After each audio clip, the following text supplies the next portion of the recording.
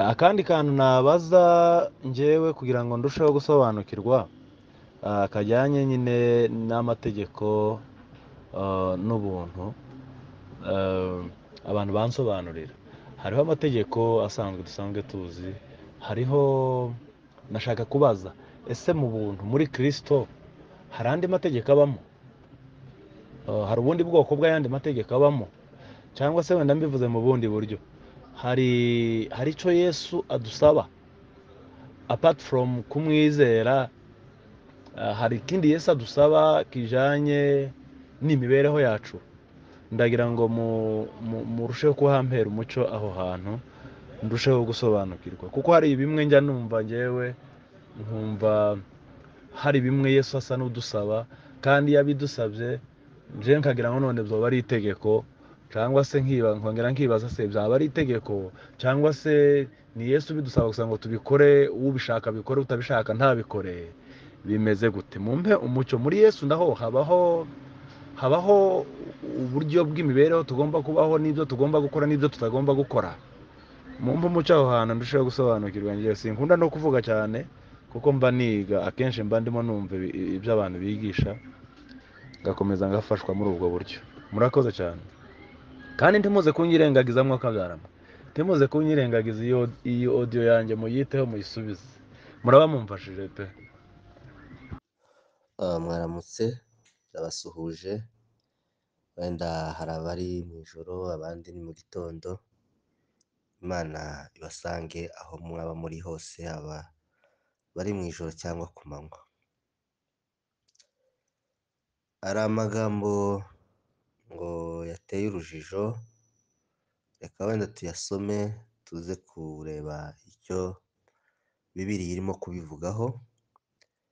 Hari ijambo rimwe ngo kwipima cyangwa se kwisuzuma, kugenda nk'uko yagendaga, kwiboneza. Ayo magambo atatu, noneho tugeze kuvuga ati buri wese nakore self assessment, yirebe arebe uko ahagaze. Ibyo ni byo byateje urujijo, kuko hari abirebera muri identite itari iyabo, bityo rero nyine wa mugani bikabazanira urujijo. Pawulo yandikira Abakorinto ba mbere, urwandiko rwa mbere rw'Abakorinto igice cya 11 umurongo wa 31, haravuga ngo ariko twakwisuzuma ntitwagirwaho n'urubanza. Twasoma mu rwandiko rwa mbere rwa Yohana ibice 2 umurongo wa 6, hakavuga ngo kuko uvuga ko ahora muri we, cyangwa se uvuga ko ari muri Kristo, urumva arabivuga, akwiriye nawe kugenda nk'uko yagendaga. Uvuga ko ahora muri we, akwiriye kugenda nk'uko yagendaga. Atese kugenda nk'uko yagendaga ni gute? Ati ko tubona bidashoboka. Icyo ni ikibazo. Ati kandi ufite ibyo byiringiro muri we, yiboneze nk'uko waboneye. Turabizi ko Kristo aboneye, turabizi ko nta nenge imurangwaho. Ati kubera iki umuntu asabwa kugenda nk'uko Kristo aboneye? Ikindi cyanditswe kiri muri Yohana wa mbere, urwandiko rwa mbere rwa Yohana ibice 2 umurongo wa 3 n'uwa 5, niho tubona amagambo asa gutya. Iki ni cyo kitumenyesha yuko tumuzi, nuko twitondera amategeko ye. Ayo mategeko ye ni ayahe? Ko nicyo kibazo cyabajijwe, atese amategeko ya Kristo ni ayahe? Uvuga ko amuzi ntiyitondera amategeko ye ni umubeshyi. Umubeshyi ni uvuga yuko azi Kristo ariko akaba atitondera amategeko ya Kristo. Ukuri kuri muri we. Ni ukuvuga ngo ntiwavuga ngo ufite ukuri muri wowe ugendera kure amategeko ye ya Kristo. Ariko umuntu wese witondera ijambo rye, urumva uyu murongo, ijambo rye niryo ribaye rya tegeko, niryo ribaye amategeko. Umuntu witondera ijambo rye, urukundo akunda Imana ruba rumaze gutunganyirizwa muri we rwose. Ni ukuvuga ngo igitunganya urukundo rw'Imana muri wowe, nta kindi ni rya jambo rye ugenderamo.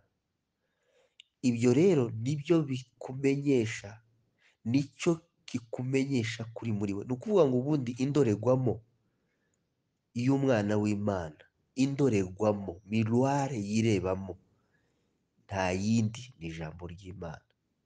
Ntabwo ari mu ngeso, si muri komporutema, ntabwo umurebera muri kamere ye, ngo umurebere muri identite itari iye. Indorerwamo ureberamo cyangwa se nawe ushobora kwireberamo, kuko ikibazo aha ngaha ni ukwipima, ni ukwisuzuma. Ese twisuzuma dute? Iyo miruware tureberamo ni iyihe? Ese ni mu bikorwa byacu? Ni mu byo dukora? Ngaha hazanye impaka na diferanse, bamwe batangira ati ibyo ni ibyo mu madini, ati ibyo ni ibyo mu madini, niho ko bahoze batubwira badutera ubwoba. None se koko ibi bintu ibi byanditswe nimba ubisoma bikagucira urubanza, kandi umwanditsi akaba yavuze ati ariko twakwisuzuma ntitwagibwaho n'urubanza. Wisuzuma ute? Ni gute wireba? Indorerwamo yawe ni iyihe? Iyo wireberamo wowe ubwawe cyangwa se indorerwamo ureberamo abandi ni iyihe? Ni iyihe? Ibyo ga ntabwo byanze bikunze, hari uburyo dusuzuma iyo self assessment cyangwa se assessment muri rusange irakorwa. Utagize icyo wimarira ntiwagira n'icyo umarira abandi. Self assessment irakenewe. Wisuzume, wirebe. Uvuga ko hari ibyo tuvuga, mes chers amis, hari ibyo tuvuga, ariko ibyo tuvuga birimo biratwereka iyihe shusho yacu, ko tumeze dute? Rero indorerwamo mbabwira nta kindi ni ijambo ry'Imana. Nyuma yo kwisuzuma no kwireba, urareba ukavuga uti ese ndinde, ndiki, ni iyihe look mfite imbere y'Imana? Am I right or not? Ibyo rero uko kwisuzuma, uko kwigenzura, uko kwireba, ntushobora kwibona ngo wibone icyo uri cyo urebesheje amaso y'umubiri. Ijambo ry'Imana rikavuga ngo, mbese rikadusabira ngo amaso yacu ahweze tumenye ibyo twiringizwa n'umwami wacu Yesu Kristo. Ayo ni amaso y'imitima. Ayo maso y'umutima ahamanya n'icyo ijambo ry'Imana ririmo kuvuga, rikakwereka uwo uri we. Aha rero niba wisuzumye ugasanga ntushitse vis-a-vis n'ijambo ry'Imana, ibyo niba byaguteye ikibazo rwose, wongere urebe neza niba utavuga ibyo utari byo. Ushobora kuba uvuga ibyo utari byo, ariko ijambo ry'Imana niryo ryonyine ndorerwamo wirebamo ukamenya icyo uri cyo imbere y'amaso y'Imana. Uvuga ko ari mu mucyo akanga mwene se, aracyari mu mwijima na bugingo n'ubu. Ni ukuvuga ngo ntiyigeze amenya Imana. Urukundo rw'Imana niba rutari muri wowe, Imana ari urukundo, nta yindi ndorerwamo utegereje yo kuza kukubwira ngo gutya na gutya. Oya. Urukundo rw'Imana niba ruri muri wowe, uri umwana w'Imana. Ko ntiwavuga ngo ukunda Imana utarabona wanga mwene so. Indicateur, measurement ya mbere, igipimo cya mbere ni urukundo muri wowe. Kandi urukundo niryo tegeko ry'umwami. Tugendere mu rukundo, tuyoborwe n'urukundo, dusabane mu rukundo, tuvugane mu rukundo, tubwirane mu rukundo, urukundo rugaze mu mitima yacu. Imana ibagire neza kandi ikomeze kubungura no kubagura mu mitekerereze yanyu n'imyumvire yanyu, muhinduke mugendeye ku ijambo ry'Imana. Impinduka muri mwe zibe zishingiye ku ijambo ry'Imana. You can't say ko uri umwana w'Imana utagira urukundo muri wowe kandi Imana ari urukundo, utagira umwuka wa Kristo muri wowe kandi Imana ari umwuka wa Kristo muri wowe. Uyu mwuka wa Kristo muri wowe akaba ari utumenyesha ko turi abayo. Ni ukuvuga ngo turi aba Kristo kubera ko dufite umwuka wa Kristo muri twe utuyobora. Ngo itegeko ry'umwuka ryatubatuye ku itegeko ry'ibyaha n'urupfu. Iryo tegeko ry'umwuka, iryo ni ryo rituyobora. Niyo mpamvu tudafite urubanza, niyo mpamvu tutazacibwa urubanza imbere y'Imana, nuko dufite umwuka wa Kristo muri twe, nuko twabaye abana b'Imana, nuko twakiriye urukundo rw'Imana muri twe. Ndetse si ibyo gusa, uyu Kristo yaduhindukiye byose, kwezwa, gukiranuka, gucungurwa, ubwenge buva ku Mana. Dutekereza nk'uko Kristo atekereza, ibitekerezo bya Kristo biri muri twe, si twe turiho ahubwo ni Kristo uriho mu buzima bwacu. Imana ibagire neza, mugire weekend nziza aho muherereye hose. Dukomeje, ni ukuvuga iyo yari pointi ya mbere yo kwipima cyangwa se kwireba, indorerwamo, tugaragaza indorerwamo ko ari ijambo ry'Imana kandi ko iyo twireba mu shusho Imana iturebamo. Ishusho Imana itureberamo niyo natwe dukwiriye kwirebamo ndetse tukanayireberamo abandi. Iyo shusho nta yindi, ni mucyo twagizwe cyo, kandi uko twagizwe umuntu wese uzi ubutumwa bwiza arabizi. Noneho ijambo ryavuze ngo mugende nk'uko yagendaga. Mugende nk'uko yagendaga. Kugenda nk'uko yagendaga ni ukuyoborwa, ni ukwemera kuyoborwa n'ijambo ry'Imana. Ni ukwemera kuyoborwa n'umwuka wa Kristo. Kandi ijambo rikaba ryaduhamirije neza yuko abayoborwa n'uwo mwuka wa Kristo nibo bana b'Imana. Abana b'Imana ntabwo biyobora. Ntituri abacu ngo twigenge, niko ijambo ry'Imana rivuga. Ntituri abacu ngo twigenge. Niba twaravuye mu mwijima tugashyirwa mu mucyo, tukavanwa mu rupfu tugashyirwa mu bugingo, hari aho twavanywe, hari n'aho twashizwe. Aho twashizwe ni mu bundi bubata, ni mu bubata bwa Kristo.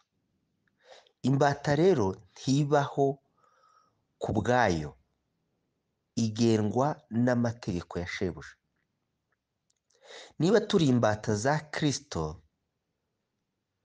tugenda nk'uko Kristo yagendaga. Hari ijambo ryatubwiye ngo mugire wa mutima wari muri Kristo Yesu. Uyu mutima wari muri Kristo Yesu ni umutima umeze ute? Ni umutima uteye ute? Ni umutima wuhe? Ese uwo mutima wa Kristo uri muri mwe? Kristo mwaramwakiriye, umutima wawusiga hanze? Icyo ni ikibazo buri wese yakwibaza. Uvuga ko ufite Kristo muri wowe ariko udafite umutima we. Uvuga ko ufite Kristo muri wowe udafite umwuka we. Uvuga ko ufite Kristo muri wowe udafite ubwenge bwe. Uvuga ko ufite Kristo muri wowe utaboneye nk'uko aboneye, utera nk'uko yera. Ufite uko guhamya muri we agende nk'uko yagendaga, agira umutima wari muri we. Ibi si ibikorwa bya muntu, ntabwo ari umuntu uri bubyuke mu gitondo parleforo ye, ngo hari n'irindi jambo rivuga ngo nimuguma muri njye, amagambo yanjye akaguma muri njye, muri mwe. Nimuguma muri njye, amagambo yanjye akaguma muri mwe, musabe icyo mushaka muzagihabwa. Urumva, kuguma muri Kristo ntabwo ari igikorwa cyawe kivuye muri za ngeso zawe, muri za eforo zawe, ahubwo ni ukwakira ubuzima bwa Kristo muri wowe. Iyo umaze kubwakira ni dini faso definitive, ni permanent, ni kashe, uba sealed, mbese ubumwe nawe, turi umwe na Kristo. Ntabwo umutima we yawusize hanze, ntabwo ubuzima bwe yabusize hanze, ntabwo nature ye yayisize hanze ngo aze muri twe nta buzima. Ubuzima bwe buri muri twe, kandi ubuzima bwe nyine batubwiye uko buteye.